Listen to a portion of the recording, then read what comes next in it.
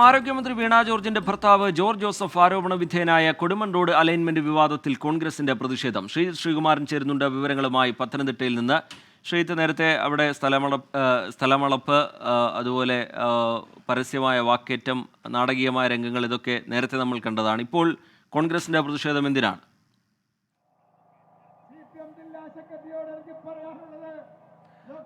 ഇന്നലെ കോൺഗ്രസ് വലിയൊരു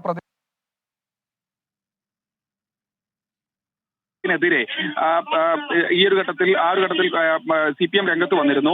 അവർ കഴിഞ്ഞ ദിവസം വീണ്ടും ഓട നിർമ്മാണം നടത്തണമെന്ന് ആവശ്യപ്പെട്ട് DYFI അടക്കം ആ പ്രദേശത്തെത്തിയിരുന്നു. എന്തായാലും റോഡ് പണി തുടങ്ങാൻ തീരുമാനിച്ചതോടുകൂടി കോൺഗ്രസ് പ്രവർത്തകർ അവിടെ പ്രതിഷേധമായി എത്തി. ഇന്നലെ കോൺഗ്രസ് പ്രവർത്തകരെ അറസ്റ്റ് ചെയ്തു. മണ്ഡലം പ്രസിഡന്റ് അടക്കമുള്ള ആളുകൾ അറസ്റ്റ് ചെയ്തു.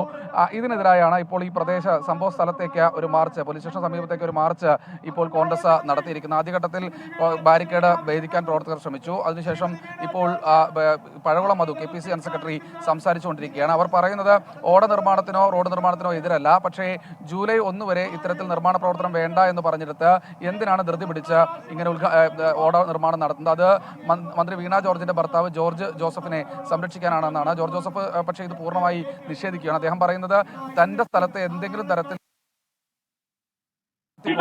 സ്വീകരിക്കുന്നത്. എന്തായാലും കോൺഗ്രസും CPM തമ്മിലുള്ള ഒരു തർക്കത്തിനിടെ ഈ റോഡിന്റെ നിർമ്മാണം ഇങ്ങനെ അകാരണമായി വൈകുന്നതിൽ ജനങ്ങൾക്ക് വലിയ പ്രതിഷേധമുണ്ട്.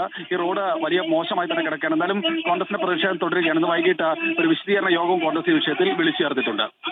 ശരി, ശ്രീകുമാരൻ വിവരങ്ങൾ നൽകുകയായിരുന്നു. ആരോഗ്യമന്ത്രി വീണ ജോർജിന്റെ ഭർത്താവ് ജോർജ് ജോസഫ് ആരോപണ വിധേയനായ കൊടുമൺ റോഡ് അലൈൻമെന്റ് വിവാദത്തിൽ കോൺഗ്രസിന്റെ പ്രതിഷേധം.